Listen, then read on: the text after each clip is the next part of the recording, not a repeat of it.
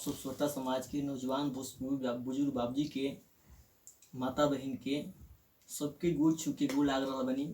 एक बार दिल से आशीर्वाद दे जा आप सबके छोट लड़का, आप सबके घर के लड़का बंधन कुमार सन्हिया के आशीर्वाद के इंतजार भर वो सबके का करब जा। ऐसा समय चल रहा बा, ऐसा समय चल रहा बा कि कोरोना के प्रभाव अपना देश पर आ गई बा, अपना दुनिया पर आ गई बा, जौना के चलते सभी कोई परेशान बा।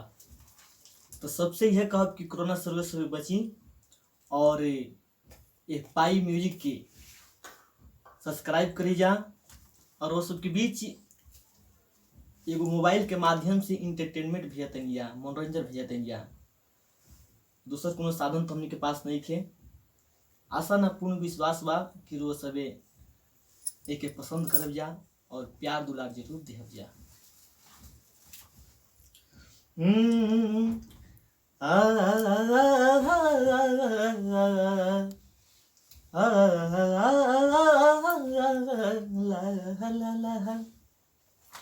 कि संकट में बाट दुनिया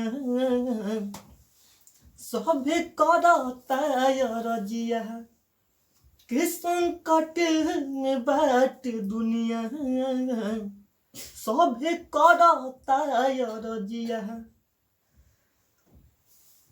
अब सुनला बतिया गहर से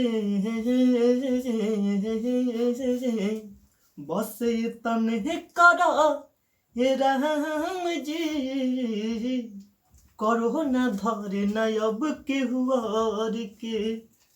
बस तने करा हे राम जी, करो न धरे न अब के हुआर के।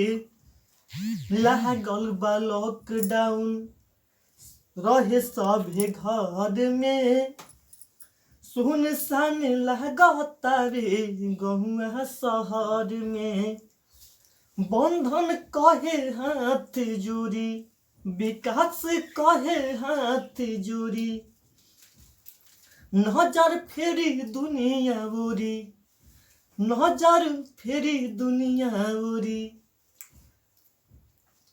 इहे अराज बाट तो हसे